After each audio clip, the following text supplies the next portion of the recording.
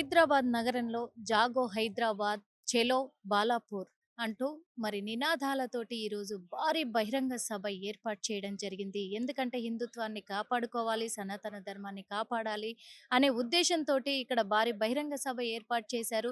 మరి ఎంతవరకు సాధ్యం? ఈ సభ ముఖ్య ఉద్దేశ్యం ఏంటి అసలు? ఎందుకంటే చాలా వరకు ఎన్నో గుళ్ళపైన దాడులు జరుగుతూ ఉన్నాయి. తెలంగాణ రాష్ట్ర వ్యాప్తంగా కూడా అనుకోవచ్చు. ఈ గుడుల మీద దాడులు జరుగుతున్నప్పటికీ కూడా ఎలాంటి చర్యలు చేపట్టబోతున్నారు?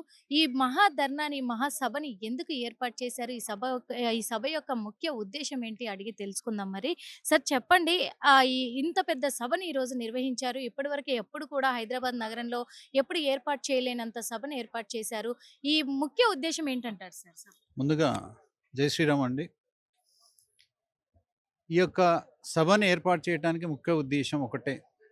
ధర్మరక్షణ కొరకై మేము ఈ యొక్క భారీ సభను ఏర్పాటు చేయడం జరిగింది. ఇక్కడ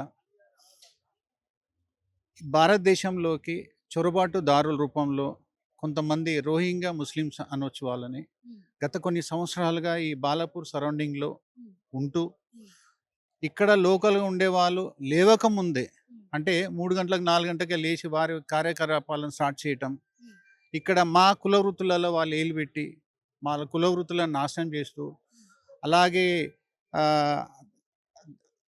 హిందూ దేవాలయాల్లో చొరబడి దేవులను నాశనం చేస్తూ, మా ధర్మాన్ని వాళ్ళు నాశనం చేస్తూ, హిందువులని నాశనం చేయాలనే ఒక దృఢ సంకల్పంతో దేశంలోకి చొరబడి వీరు మమ్మల్ని ఇబ్బంది పెడుతున్న కార్యక్రమాలు ఇవి ఎంత ఇబ్బంది అంటే చెప్పుకోలేని పరిస్థితి అండి. ఎవడో వచ్చి మన ఇళ్ళ మధ్యలో మన పబ్లిక్ని మా ఇళ్ళ మధ్యలో ఉండి ఇట్లా రకరకాల ఇబ్బందులు పెడుతున్న పరిస్థితులు ఎంతో కాలంగా చూస్తున్నాము.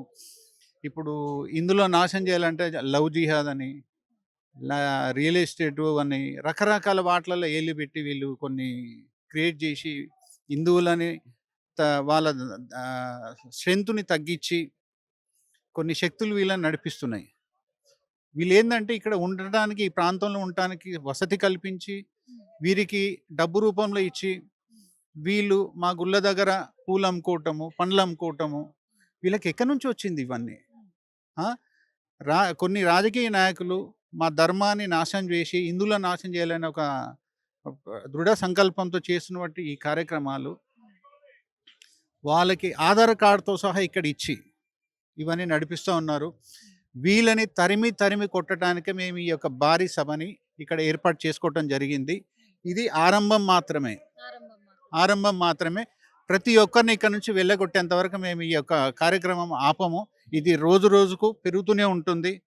ప్రతి ఒక్క హిందువు దృఢ సంకల్పంతో ఈ యొక్క కార్యక్రమాన్ని మేము ముందుకు తీసుకెళ్తున్నాము. ఈ బాలాపూర్లో ఈరోజు జరుగుతుంది భారీ బహిరంగ సభ.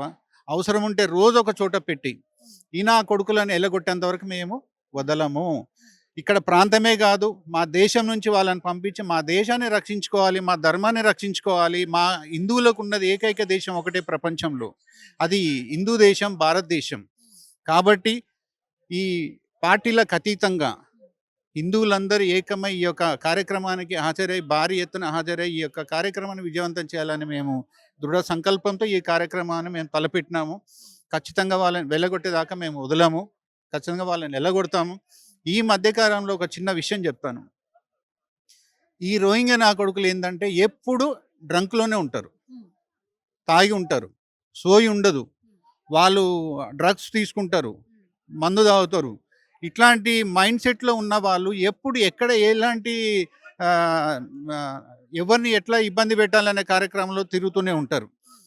ఈ మధ్యకాలంలో చిన్న సంఘటన, నాకు తెలిసిన ఒక హిందూ సోదరుడు, బాగా పూర్ ఫ్యామిలీ, వాళ్ళకు ఆ ఆటో నడుపుకుంటే కానీ వాడికి జీవనోపాధి ఉండదు. అలాంటి వ్యక్తి, కాంగ్రెస్ ప్రభుత్వం, మన సీఎం రేవంత్ రెడ్డి గారు అంటే ఆయనకు బాగా ఇష్టం. మరి ఆయన ఆటో నడుపుకునే క్రమంలో ఎక్కడో చోట ఈ రోహింగ్యా వాడు తాగేసి ఆటోకి వచ్చి తగులుకోవటమో చేయటమో ఏదో జరిగింది. ఏది మెహదీపట్నం ఆ ప్రాంతంలో ఒక దగ్గర. పోలీసు వాళ్ళు ఆ రోహింగ్యా వాడిని వదిలేసారు, కానీ ఈ అమాయకమైన ఆటో వాడిని తీసుకుపోయి వాడిని ఇబ్బంది పెట్టి, వాని దగ్గర రకరకాలుగా వాడిని ఇబ్బంది పెట్టి, అన్ని రకాలుగా ఇబ్బంది పెట్టి డబ్బులు తీసుకోవటం కానీ ఇవన్నీ జరిగింది. మరి ఎక్కడి నుంచో వచ్చిన వాళ్ళకి ఇక్కడ సహాయం చేస్తున్నారు. మరి కొంతమంది నేర్చుకోవాలి. అసలు ఎవరికి మీరు సహాయం చేస్తున్నారు? వాళ్ళకి మీరు చేయడానికి కారణమైంది వాడు ఎవడు? అసలు మన ధర్మాన్ని, మన దేశస్తుని, మన పక్కనుండే మన సోదరుని వదిలేసి నువ్వు ఎవరికో సహాయం చేస్తురు? కొంచెం గమనించుకోవాలి. రేవంత్ అన్న, మీ దృష్టికి చాలా వస్తున్నాయి. కొంచెం చూడండి ఇది. హిందూ ధర్మాన్ని నాశనం చేసేవాడిని మీరు ఎట్లా ఎంకరేజ్ చేస్తారు? ఈ కాంగ్రెస్ ప్రభుత్వం వచ్చిన తర్వాత ఇంకా ఈ ఈ ఈ ఇట్లాంటి కార్యక్రమాలు ఎక్కువైపోయినాయి. మరి ఇది మీ దృష్టికి వచ్చినా కూడా మీరు పట్టించుకోవట్లేదా? లేకుంటే ఏందనేది అర్థం కావట్లేదు. మీ మీద చాలా అభిమానం, మీరంటే అభిమానం. ఏ పార్టీలో ఎవరైనా ఉండని, మిమ్మల్ని పర్సనల్‌గా మేము ఒక లీడర్‌గా మేము చాలా గుర్తించాము. ఎందుకంటే గత పాలకులు ఉన్న టైంలో మీరు ఎంత ఇబ్బంది పడ్డారు. ఈరోజు మీరు ముఖ్యమంత్రి కావాలంటే మీరు ఎన్ని ప్రాబ్లమ్స్ నుంచి బయటకొచ్చి ఈరోజు ముఖ్యమంత్రి అయ్యారు మాకు తెలుసు. ఒక గమనించి మన హిందువులను నాశనం చేస్తుంటే మీరు ఎట్లా ఊరుకుంటారు? మీరు కూడా హిందువే కదన్నా! మన దేశాన్ని మనం కాపాడుకోవాలి. మన ఇల్లుని మనం కాపాడుకోవాలి. మన అక్కలు, చెల్లెలను మనం కాపాడుకోవాలి. మా హిందూ ఆడపిల్లల్ని వాళ్ళు లవ్ జిహాద్ పేరు మీద వాళ్ళు నాశనం చేయటానికి వచ్చిర్రు. ఆ! వారిని ఇబ్బంది పెట్టి వాళ్ళకి ఒక ప్రలోభన క్రియేట్ చేసి వాళ్ళని ఇబ్బంది పెట్టే పరిస్థితులు ఎన్నో చూస్తున్నాం. రోజు ఎన్నో పేపర్‌లో వస్తున్నాయి, న్యూస్‌లలో వస్తున్నాయి. ఇది తెలిసి మీరు ఎట్లా ఊరుకుంటున్నారు? ఈ నా కొడుకులను ఫస్ట్ ఇక్కడి నుంచి వెళ్లగొట్టి మన దేశాన్ని రక్షించుకుందాం అనేది ఒక ఉద్దేశంతో, మంచి ఉద్దేశంతో మీకు రిక్వెస్ట్ చేస్తున్నాం. రేవంత్ అన్న, సీఎం గారు ఆలోచించండి. వారిని ఇక్కడి నుంచి ఎల్లగొట్టే ప్రయత్నం చేయండి. ఖచ్చితంగా మీరు దలుచుకుంటే పెద్ద విషయమేం కాదు. ఎందుకంటే మీరు ముఖ్యమంత్రి హోదాలో ఉన్నారు కాబట్టి. మీకు ఈ సభ నుంచి మేము దండం పెట్టి అడుగుతున్నాం అన్న. హిందువులను కాపాడండి. హిందువులకు నష్టం వచ్చే పని చేయకండి. చేయించకండి. ఎవరైనా చేస్తున్నారని తెలిసిన వాళ్ళకి సరైన బుద్ధి చెప్పి ఆ రోహింగ్యా నా కొడుకులని ఇక్కడి నుంచి ఎల్లగొడదాం. సపోర్ట్ చేయండి. మన దేశం, మన ఇల్లు, మన భవిష్యత్తు, మన పిల్లలు, రేపటి తరాలకు మనం చెప్పాలి అంటే ఏంటి? వాళ్ళకి మంచి భవిష్యత్తు ఇద్దాము. ఇలాంటి ప్రాబ్లమ్స్ ఉన్న రోహింగ్యా నా కొడుకులని ఎల్లగొడదాం ఫస్ట్ ఇక్కడ నుంచి. జై శ్రీరామ్, భారత్ మాతాకి జై. అంటే చాలా సార్లు కూడా హైదరాబాద్ నగరంలో ఎన్నో చోట్ల గుళ్ళల్లో దాడులు జరిగినాయి. దాడులు జరిగిన ప్రతిసారి కూడా ఎవరైతే దాడికి పాల్పడుతున్నారో నిందితులు వాళ్ళు మతిస్థిమితం లేని వాళ్ళు అని చెప్పేసి మరి అలాంటి నమ్మకంగా కూడా పోలీసులు కూడా నమ్మిస్తున్నారు. ఆ దాడులు జరిగిన ఆ క్షణమే మేము హిందువులము అని చెప్పేసి అక్కడికి తండోపతండాలుగా వస్తున్నారు. 2 రోజులు హడావుడి చేస్తున్నారు. ఆ తర్వాత ఎవరంతలో వాళ్ళు సైలెంట్ అయిపోతున్నారు. మళ్ళీ కామన్ అయిపోతుంది. అంటే ఈ రోజు ఈ బహిరంగ సభ వల్ల మార్పు వస్తుందంటారా? 100% ఈ బహిరంగ సభ అనేది ప్రతి ఒక్కరికి గుణపాఠం చెప్పడానికే మేము ఈ బహిరంగ సభను పెట్టినాం. ఖచ్చితంగా వాళ్ళని ఎల్లగొట్టేదాకా మేము వదలము. ఇందాక మీరు అన్నట్టుగా కొన్ని శక్తులు, కొన్ని రాజకీయ శక్తులు వారిని నడిపిస్తున్నాయి. వాళ్ళు తాగి సోయిలోని పరిస్థితుల్లో వాళ్ళు ఇక్కడున్న లోకల్‌గా ఉన్న పబ్లిక్‌కి చాలా డిస్టర్బెన్స్ చేస్తున్నారు. ఖచ్చితంగా వాళ్ళని ఎల్లగొట్టేదాకా మేము నిద్రపోము. ఈ కార్యక్రమం తలపెట్టింది అందుకే. ఖచ్చితంగా వాళ్ళని ఎల్లగొడతాం. వాళ్ళని తరిమి తరిమి కొడతామని ఈ సందర్భంగా మేము తెలియజేస్తున్నాం. Thank you so much. చూసాం కదా మరి ఎందుకంటే ఖచ్చితంగా కూడా ఇక మీదట మేము ఓపిక పట్టి ఉట్టేది లేదు. ఖచ్చితంగా రోహింగ్లని ఇక్కడ నుంచి తరిమి తరిమి కొట్టేంత వరకు మేము పోరాడతాము.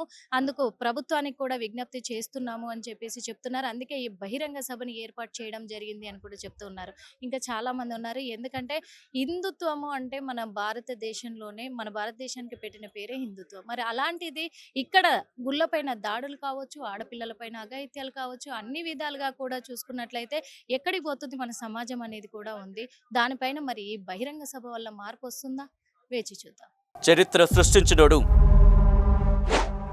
ఇప్పుడు ఆ చరిత్రని తిరగరాయబోతున్నాడు. అబద్ధాల గోడల్ని బద్దలు కొట్టి నిజాలను రాగా మీ ముందుంచబోతున్నాడు. నిజమైన వార్తల కోసం వెంటనే డౌన్లోడ్ చేసుకోండి రా యాప్ని.